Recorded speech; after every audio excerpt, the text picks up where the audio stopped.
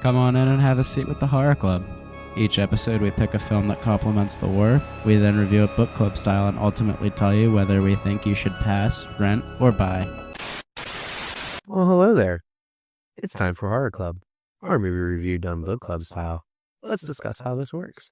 Much like with the war, we have a series of talking points that include acting, gore, kills, directing, pacing, writing/plot, killer or killers, cast, and soundtrack. Those categories sound familiar. It's because they are. Oh, I was hoping you were going to actually do some shit. Oh, hold on. If those categories sound familiar, it's because they fucking are. It's because they fucking are, bruh. We basically use a lot of the same things we do from the war because we find them to be the best way to come to our conclusions. I was about to bite my entire tongue off. If you want to find out why we're laughing, you should come check us out live on YouTube. Yeah, exactly. Yeah, you fucking pussies. Shout out to episode 85. Yes, shout out to episode. I forget what that's from. That's from an old episode. I don't know, but yeah, I was like, what the fuck is up? There's something, yeah. That Doubled. Well, correct, we have to. I didn't, pussy, because remember, we weren't live at that point, and I had said it while we weren't live. So, Doubled. Okay, so we're on the Exorcism of Emily Rose. Do you remember the fucking hype around this shit around the time? Like we said at the beginning, I personally wasn't old enough to see it, but I remember people older than me were like, oh yeah, we're gonna go see it in the theaters, and the next day they're like, it's the scariest shit in the world. yeah. So, and the amount of money this shit made, get ready for that. It's gonna be insane. So, how would you like to do this, mate? So, let me tell a quick story. Yeah. Fast. Brandon and I went to go see The Exorcism of First Emily date? Rose. No. Our first date was Freddy versus Jason. Oh, that's right. Yeah. And we went to go see Exorcism of Emily Rose because of the hype. It was super fucking hype mode. And left the theater feeling pretty disappointed because it wasn't what the commercials had made it out to be. It wasn't shown that it was like a courtroom movie that's being told through exposition. It was basically marketed as, this is going to scare the shit out of you. This is The Exorcist done for the year the 2Ks. This is... So that was the marketing behind it, and Facebook had just started popping off with stuff. So it was getting real popular in that trend. So to go see the movie and then have that be the movie was a complete juxtaposition as to the advertising. And that's how come 21 years ago I was like, fuck, because I was part of the hype train. You know what I mean? I'm gonna keep it a buck.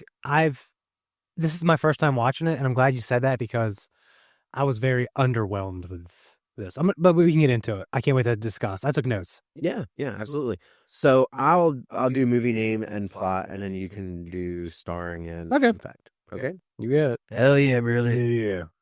Okay, so the movie name is The Exorcism of Emily Rose from 2005. Release date September 9th, 2005. Runtime 1 hour and 59 minutes. Could be just a little bit shoes. Yes. Budget $19 million. Box office Thank. $145.2 million, which is, as Josh says, insane fucking bank.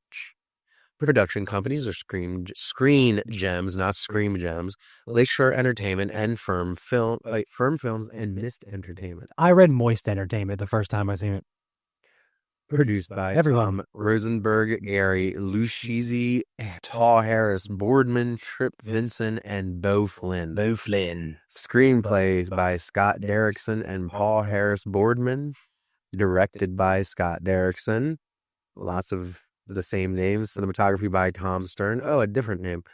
Edited by Jeff Betancourt. That's a cool fucking name. Cool name. Music by Christopher Young. A defense attorney representing a priest accused of negligent homicide uncovers disturbing evidence surrounding the alleged demonic possession and death of a young woman. Starring Laura Linney as Aaron Bruner, Tom Wilkinson as Father Richard Moore, Jennifer Carpenter, shout out, by the way, who was also featured on our episode of Wreck versus, I forget the other thing, as Emily Rose, Campbell Scott as Ethan Thomas, I have no idea, Fior as Carl Gunderson, Mary Beth Hurt as, oh, is she okay? As Brewster. Did she hurt herself too? Henry Kazerny as Dr. Briggs, and Shoher Agshadlu as Dr. Sadira Adani. Must-read film plaque, and this is cool as shit and terrifying at the same time. The film was inspired by the real-life case of Anneliese Michel, a German woman. Oh my gosh. A German woman whose death after a series of exorcisms led to a highly publicized court trial that became the foundation for the movie's blend of courtroom drama and supernatural horror. Oh boy, oh boy, oh boy, oh boy. Do you like exposition? Do you like people talking in a courtroom? Yes. Because that's it.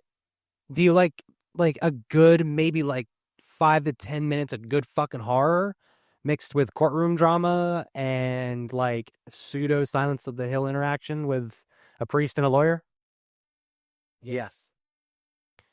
Like, for real, this is my first time ever watching it. I had thought back to them days of the hype. I'm like, yeah, man, this is going to be great. Yeah. Let's get into the Yeah. talking stuff. It's I'm fucking pissed. it's not it's okay. Acting. When it was just the horror aspect, when we got into the Emily Rose stuff, great. Fantastic. Courtroom drama shit, I'm good. Okay. I can't stand sitting in one room for like 20 minutes talking about some shit. Having a dude ramble about the next part of them, like basically explaining what we just saw. So the courtroom would be like Emily Rose stuff, explain like what we saw. Then the next person comes up. Then we start their story. We get back. It's annoying as fuck. The movie is so long. The acting is just over the top or terrible in the courtroom stuff. But when it gets to the actual horror, it's fan-fucking-tastic. Jennifer Carpenter, like, kills it. Yeah. That's about the shining star of that movie. I'll go in a different route because I like police procedurals. Right. I didn't really like police procedurals when I was younger. And as I've seen like Long Legs and as I've seen movies that are kind of like in that same vein, I dig those movies. And it's just interesting to me, I guess you could say. Like, I like the different aspects of it because I don't view horror as just horror. Yeah. I view it in different forms and different lights. So to see horror be used in that kind of courtroom scene was really cool because, like, take The Taking of Deborah Logan, for instance. Haven't seen it. It's, There we are. Okay. Your tablets, my tablets are, so where the hell? Taking the Deborah Logan? The Taking of Deborah Logan, yeah. Take The Taking of Deborah Logan. It's a real powerful kind of movie because it's one of those scenarios where it's supposed to be her battling dementia. Yeah. But she's also possessed by a demon. And the family is having a real hard time deciphering what the hell is real and what's not real because I feel like I'd like that more. when your family member is going through dementia, I have experience, unfortunately, with that. It feels like they're possessed because they're not themselves. They're a completely different person. I'm going to have to watch that one. Definitely watch it. I feel like I like this more than Yeah, definitely watch it. Because like for myself, it just wasn't my cup of tea, you know? Yeah, The Taking of Deborah Logan is a movie that I would like to put with something else. Like, that's how come I wasn't like, yeah, let's yes, do that, you know? I was going to say for sure, please. I want to see that one. Yeah. Because like I can handle like not always having like a horror in the dark, scary. I get there's got to be some pace. And just for me, the courtroom stuff just isn't my shtick, you know what I mean? I guess we could actually just kind of put directing and writing in with that as well, right? Because we just because like again, it's just for my taste, like right for your and because you've already explained that you don't like the long drawn out court scenes that would follow directing. That would if they would probably cut them a little bit, like they can even cut some of the horror stuff. Like it does get a little long when like she does like again, even though Jennifer Carpenter does a great job and all that, some of the spots are just a little too like okay, we've gotten past scary and to just like now I'm watching someone do a tad much. Yeah, it's 2 hours long. Sorry, I had to look back at it real quick. It's an hour and 59 minutes long. It definitely could have been saved more by being 1 hour and 34 minutes. I was gonna say 35-ish for like, yeah, 134, 135, I would have been okay with. Because when they did do the horror, like you said, they did it right. And to me, when they did the courtroom, I thought it was good, but there were a couple parts that meandered a little bit too long. It wasn't like Cape Fear. When they did the court in Cape Fear, it was loud, it was presented, it was all sorts of stuff, but it didn't seem over dramatic. Right. And in some aspects of the court, yes, it did feel a little over dramatic when they were like, so you're telling me you would have done that, or what the hell was it that you would have? I don't remember. You would have done something, and he was like, yes, to save her life. And it was just one of those things like, oh. And sometimes it would go to the lawyer and the priest by themselves. It just felt a little, just a very watered down version of like Hannibal Lecter and Clarice. Yeah, Clarice, yes. Okay, so I guess we'll just move on to. We can't really say killer in this one, can we? Because there's no, except for like. Here's the way I see it. See, I like looking at Emily Rose for this watch as kind of. You can look at it as two different ways. You moved a little over really far. Oops, There you go. sorry. Apologies. Let me get back where I was.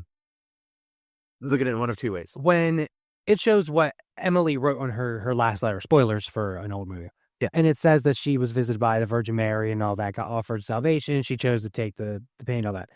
You can either see it as maybe she was actually mentally like insane and in the courtroom, self-inflicted wounds, or maybe she really did and that's what happened. People don't want to believe it.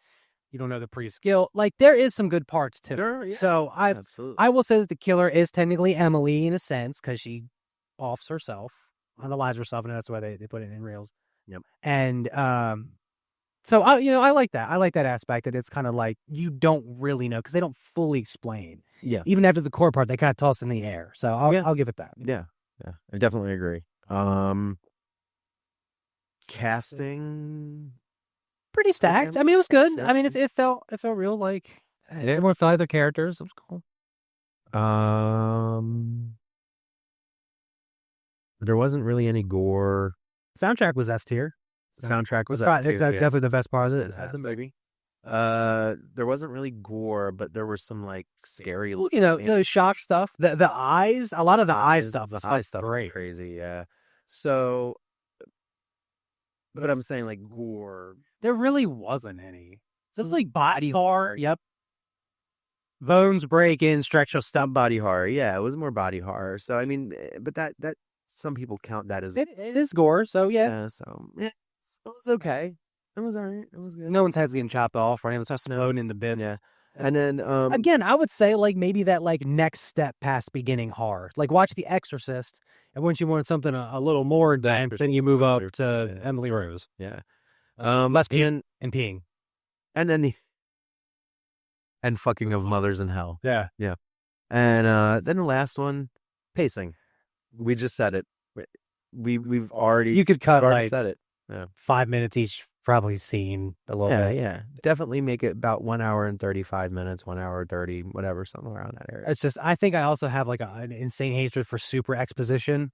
Yeah. So that's what kind of did it for me too. You fucking hate. I like some, don't get me wrong. But if it's meaningful. Well, when it's like every fucking 10 minutes, that's why I think I had a little bit more of a. You need meaningful, not exploitation, meaningful exposition. I was going to say, because my brain was thinking lowered expectations for anybody that remembers that. I do also like, oh, I'm sorry. Was that one? No, yeah, go ahead. I also do like for the ending that they do like the subtitle right now, like kind of like the real events that transpire and then what happened to the characters and all that. So it's cool they do shout out to, but like to the real case. They don't do a disservice to it through this movie. Like, so it is good for what it is. The hype was a lot bigger than what this movie is for myself. So I don't know if you feel the same way, but the hype was way higher than the final product. I completely agree. I was caught up in the original hype of the movie. It was because of this movie that I stopped actually believing the hype of movie theater shit. Because I was just so fucking tired of it at that point. And I was like, okay, we're not getting a lot of good horror anymore. It's done. It's over. What the fuck ever. Scream did its thing 10 years ago, but we're SOL now. Like it's because the early 2000s were not a good place for horror. You had some horror that came out. But no, we're talking like when Scream helped bring things back, and then you got into the ultra gore territory of Salt and Hostel. once that hit, the 2000s from like 2004, 4 to like 9-ish. 2009 or 10, maybe even 11 or 12 was just like fucking abysmal. It was just repeats after repeats, non-stop, just same shit. Everything was just how much can we do gore-wise, this, that. And I think that's where I have a lot of my disdain for the Terrifier series. It's not that I hate Terrifier series, but for that reason. I think Emily Rose shows that you can have like horror without insane gore. Yeah. But they could have had some. they could have had something, yeah. It's a little dry. It was definitely a victim of its own hype. Now that I think about it, it's almost like the religious version of fucking Vanilla Sky, Yeah. where it's like it's all flashbacks and shit. Mm. Obviously, a little different twist from Vanilla Sky. So technically you can say that this movie made your Pazuzu dry. It made it very dry. All right. So would you say pass, run, or buy? Like a one watch. If you wanted like a long watch and like a lot of like into what Rob said that he's into, like kind of like the court case stuff, Yeah. bam, perfect for you. Yep. But it's still not a bad watch regardless. Just it's a little bit longer than what it should be, but it's not bad overall. It deserves the box office. I understand for the time for sure. Yeah. Like time period and all that, 100%. Yeah. And shit, that was right on the cusp of the 2006 666 shit. Remember? Yeah. All that. So shout out to them times. Yeah, because the Omen Yeah, the Omen remake was right after this. was right after this, yeah. And I'm going to give it I won't say rent it, because I think you can find this for free, like everywhere, right? Like YouTube and Somewhere. It's like $5.99. I think There's- gonna buy it. but I think there's I wouldn't even say buy it for $5.99. If it's on HBO or Cinemash, Second, it's gonna be on HBO. there you go. June 2nd on, watch it if you have an HBO subscription. I would say rent it, because most of the time this rental would be like $1.99. I would say that'd probably be the max I'd pay here. If you want to spend the $5 when it goes on sale on Vudu, by all means, or not Vudu, Jesus Christ, Fandango, by all means, go for it. Vudu. Shout out to Vudu, we miss you. But I wouldn't go actively out of my way to spend $5 on it. So $1.99, Ben. $1.99, and we're feeling fine.